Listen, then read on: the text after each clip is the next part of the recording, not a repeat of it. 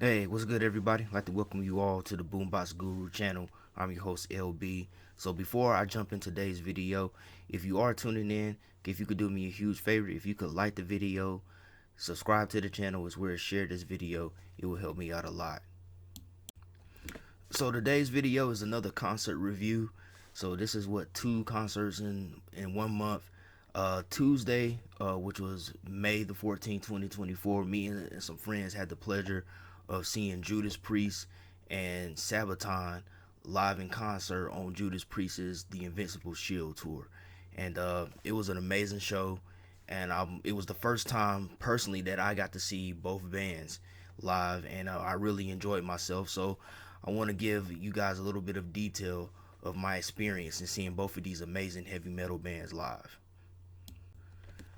So to start things off, man, we were kind of unsure at first if the concert was even going to take place, which the venue that this concert was performed at was the PNC Pavilion down in Charlotte. But the reason why we were a little skeptical if it was gonna even come about was because where we live at, man, we've been having a lot of bad weather. We've been getting a lot of rain. I mean, shoot, the prior week we had a tornado to even hit the area. But leading up to the concert, man, it was a rainy day most of that day. But thankfully, around the time when it got around the time for us to meet up and head to the venue to see the show, the rain really subsided and there was really no more rain during the whole entire experience of the show. So when we got there, we waited in line. There was no rain, so we so we didn't have to worry about getting soaked. And the people that was working at the venue, they did a great job at getting everybody into the venue relatively quick. There was no thunderstorm, so there was no delay in the performances or anything. So everything, leading up to the show, on our way there was no hiccups. Everything ran smoothly. So everything worked out just fine. All right, so Sabaton opened up the show. They were the only band to open up the show, which I'm glad. I kind of wish more bands would do that. They would just have maybe one or two bands to open up a show. But yeah, Sabaton, they're a Swedish power metal band. They're not really new. They've been around for many years, but in comparison to Judas Priest, who's been around for over 50 years, they are a relatively new band. But if you know anything about Sabaton, they're a band whose music, who their albums and the concepts around their albums are usually based around history, mainly like historical wars that have happened throughout history all over the world. And they gave an hour long performance, which was phenomenal, man. They did such a great job. They had everybody into the performance. Everything sounded good. I mean, they sounded super clean. They sounded super clear. There was no technical difficulties with the sound during their performance. Whoever was working the sound did an awesome job because I could hear everybody clearly. I could hear the guitars, the bass, drums, as well as Joakim's, the frontman's vocals. Everything just sounded good, man, and they gave a really great performance. That band really knows how to they really know how to put on a good show. They have great showmanship, and one of the things I really like about them is their sense of humor, because the on stage banter that they had between each other was really funny. They kind of played jokes on each other. I know there was one moment where one of the guitar players, he stuck a bunch of guitar picks all over Joakim's face, his head, while he was performing, which I thought was really cool. And there was also there was also one part of the show. I don't really know the song. I'm not too familiar with the song that they performed, but they actually brought out a pink Hello Kitty guitar player for Joakim to perform while he was also singing. So I thought that was pretty hilarious, man. It was really cool to see how they don't take, as great as a band as they are. It was really cool to see how they don't take themselves though too serious, and they did great. They did a great job with crowd participation and really just getting us pumped up during the show. And I would say just about everybody there was just as excited to see Sabaton as they were Judas Priest, man. But they really did a great job at just getting the crowd energized and hyped up for Priest. Another great moment was when in between songs when Joakim was when he was talking, he spotted a 9-year old kid down up at the front where they were, and he actually acknowledged that, and he even gave the kid his trademark sunglasses that he wears. In the videos and during the live performances, he even gave him the sunglasses. I thought that was really neat. Um, let's see, one of my favorite performances during their set though was again, I'm not that familiar with the song because I really need to get more into Sabaton's music because the only album that I really own for them physically is The Art of War. But I really, after this performance, I really need to dig more in depth into their discography so I can get more familiar with their music. But there was one song that they performed during their set where, uh, like Joe Kim, he went backstage and he put on like this gas mask or something, and he had some kind of contraption where he was like blowing out some type of smoke. I'm guessing it was supposed to mimic like him. I don't know, like a nuclear war thing, or maybe some type of biochemical weapon. I don't know. It was like some type of gas that he was blowing out. He was singing the whole while he was walking around stage with this gas mask on and blowing the smoke. So I thought that was a really cool performance, man. But Sabaton is definitely one of the best live bands out there. I mean, they really know how to put on a good show. So if you're into heavy metal, but you may not be that familiar with Sabaton, I highly recommend that you go check out their shows because they're good. Because I guarantee if you're not a fan of them, you probably will be once you see them live. Because them guys really know how to put on a great show.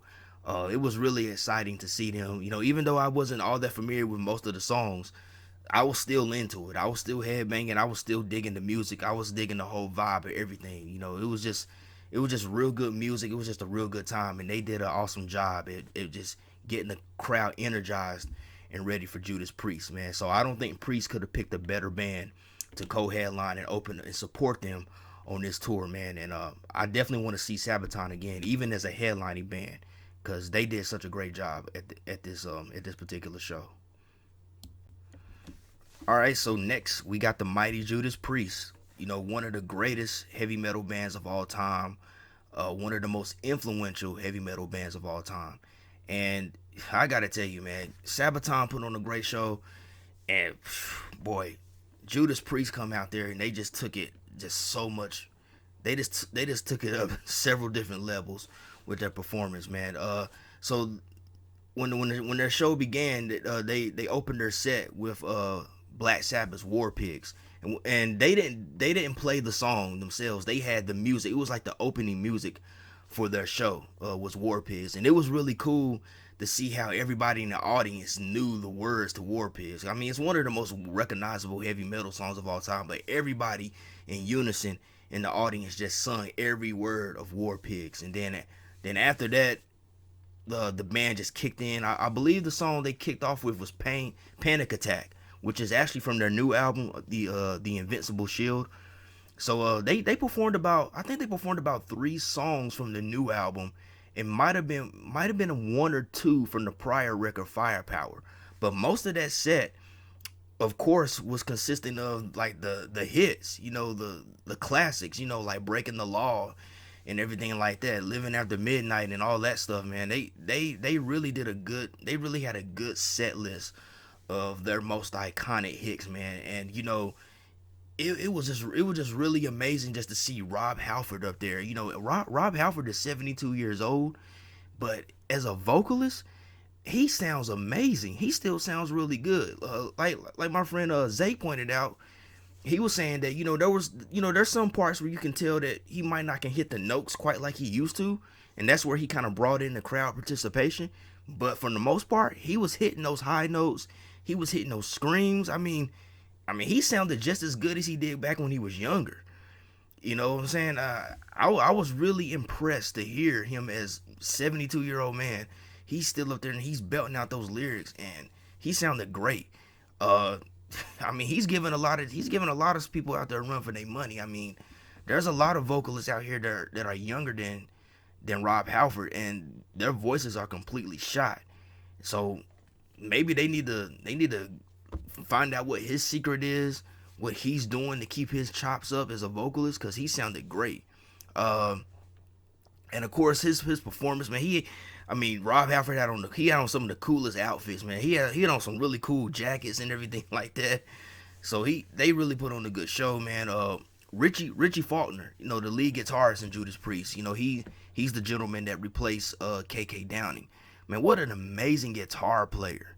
He was awesome. I mean, I think majority of the show, I think that was a Gibson Explorer that he was playing. I'm not quite sure. It looked like, I'm not really that versed in guitars, but it looked like a Gibson Explorer that he was playing. But man, he gave so many great solos. I mean, he had some blistering solos. I mean, and thankfully where we were seated at, because we had some pretty good seats.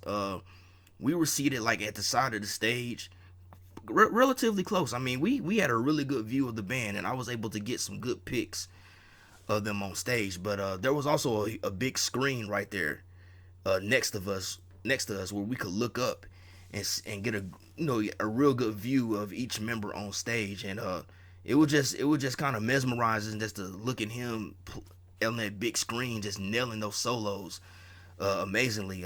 It was cool. Like my friend Zake, his parents actually came down and went to the show with us. It was my first time really meeting them, and his dad he leaned over and said something to me about, like, you see the way he's playing. He said that's why KK Downing is so ticked off now. And I would have to agree. Man, because Richie was nailing it, man. I mean, he was, oh man, it's hard for me to really put it into words, man, but his solos were just amazing, man. But everybody on stage did a great job, man. Scott Travis on those drums, what an amazing drummer. Ian Hill, he's also one of a longtime member of the band. I think him and Glenn Tipton were I think they're the last two like original Judas Priest members in the band. I mean, I think they were in the band from like the inception, like 1969, if I'm correct. Correct me if I'm not right about that, but Ian Hill's up there playing really good. Then you have Andy Sneap, who was a touring musician in place of Glenn Tipton because of his health issues and everything. He can't really tour like that, but he was nailing it too with the riffs. And I was really glad to see him like churn out some really good solos as well, man. Because Andy Sneap is a really great guitarist as well. He's a beast when it comes to grinding that axe, man. But such a phenomenal show, man. And another thing about the show that I really enjoyed was seeing just the different generations of heavy metal fans out there. I mean, there were small children out there. Like I said earlier, when Sabaton set was on, they saw the 9-year-old kid down there, but there was a lot of young kids out there that was rocking out to Judas Priest. You know what I'm saying? I was seeing people bringing their families there, and that was really amazing to see that. And people like my age and even younger that was out there just rocking out to these songs and knowing these songs word for word. And a lot of us weren't even born when these songs were being played on the radio, or when Judas, at the time when Judas Priest were putting out these records, but we all knew these songs word for word. I mean, it was just really amazing just to see that. I would say my favorite part of this Judas Priest set would have to be probably when they did the encore, because that was when Rob Halford came out on the motorcycle, which is a staple in Judas Priest live performances. I don't know how long Rob Halford has been coming out on stage on a motorcycle. I know he's been doing it at least since the 80s. I don't know if that's the decade he started doing that, or he might have started it sometime in the late 70s. For all you longtime Judas Priest fans who know when that happened, when he started doing that, leave it in the comments. But yeah, it was during the encore set where he came out. Yeah, he came out on the motorcycle, which I thought that was really cool, because we could hear it. Because Scott Travis, he spoke for a little bit. I think he spoke for a little bit. No, that was when they did Painkiller, but I think it was a little bit after that. He sat down and you could hear the motorcycle revving up in the background. He pulls out on it and he starts singing, man. And it was really cool. That was really cool. I was really hoping that was gonna happen, man, because like I said, that's always been a highlight of Judas Priest shows, is to see Rob Halford come out on that motorcycle, and he did that. What's another thing? Oh yeah, the Judas Priest symbol. The Judas Priest symbol, I don't know, it's like, I think some people call it the Judas Priest cross. I don't know if it has a specific name, but they had a huge version of that up on stage. That lit up and changed colors, and sporadically throughout the show they would lower it down in front of, down lower to the stage, and I actually got a real good pic of that too as well from my phone. If you want to see any of these pics that I got of the show, definitely look into my Instagram, which I have a link to it in the description of this video. But man, it was just a real amazing show, man, and I definitely would like to see Judas Priest again, because I don't think Judas Priest is done unless something unexpected happens, which I hope it don't. I just hope that I think they still got some. I just still think they got some few more years where they're gonna be touring and doing stuff, man. And so I look forward, hopefully, to seeing them again. Hopefully with Sabaton again, because that was just such a great matchup to see them with Sabaton. But this was an amazing show. So if it comes to a town near you, definitely get your tickets and go check it out, man, because they both bands put on such a great performance, and it's definitely one of the best shows that I've been to this year. It's at the top of the list, definitely. Oh, and also I got this. I don't know if you guys can see it, but I got this cool T-shirt right here. Let me stand up right quick and show you. Yeah, yeah, I got this cool T-shirt at the venue, man. It's $50, man, but hey, but I think it was worth it nonetheless.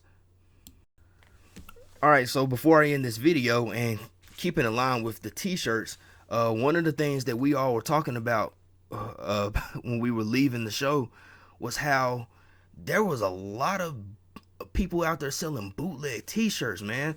Like when we pulled up in the parking lot, it was like, I don't know, like 15 or 20 of those people in the parking lot just bombarding people with those bootleg T-shirts. And we were just talking about it because, in the past when I've gone to shows, there's never been that many people out there selling bootleg T-shirts. You might catch maybe 3 or 4 people out there, trying to hustle and get those T-shirts off, man. But man, it was like a team of them this time. Like even when we left, it was like more of them had showed up when we had left, and they were waiting for people as we were like leaving and everything like that. I mean, there were some people that were like taking them up on their offers, because I think they were selling a lot of those shirts for like $10-15 or whatever. Hey, to each his own, because I understand, man, like a lot of that merch is expensive these days. So, but I much rather spend the money on a real shirt that's from the actual band and not get a bootleg one, because I feel like, hey, sometimes you got to pay for quality, and I feel like this shirt would last longer than a bootleg shirt. So I much prefer to spend the $50 for this shirt, man. But yeah, man, I had never seen that in the past, man. There's just so many more people that's doing that nowadays, and more than likely because you probably making a lot of money, make a lot of money from doing that. So I'm not trying to knock nobody's hustle, because obviously people must be making a lot of money doing that. The reason why there's so many more people doing it. But I just thought I would mention that yeah, that was kind of odd to see there were just so many more people that's doing that now, and they're very persistent. And it's really interesting to see how they all have like a network, how they all kind of work together and help each other out. I thought that was kind of interesting, man. But yeah, I just thought I would mention that tidbit right there. All right, that's it for this video. My concert review of Judas Priest, Sabaton, the Invincible Shield tour. Definitely one of the best shows that I've been to this year. It's at the top of the list. So if that show comes to a city near you, definitely get your tickets and go check out both bands, because they're both putting on phenomenal performances, man. I highly enjoyed myself. It was my first time seeing both bands, and I hope that it is not my last time seeing them. Hope I can see them once again whenever they tour again and come around my way. So if you enjoyed this video, once again, just give me a like, as well as share the video and hit that subscribe button and subscribe to the channel. Make sure you hit that bell, that way you're notified when I drop new content. And let me know in the comments if you enjoy me doing these concert review videos, because this is just something new that I've decided to start doing on the channel, man. Just trying to, spice things up a little bit, do something a little bit different than the normal. But as always, hope everybody has a blessed day, a blessed week, and love, peace, and music. Peace out, y'all.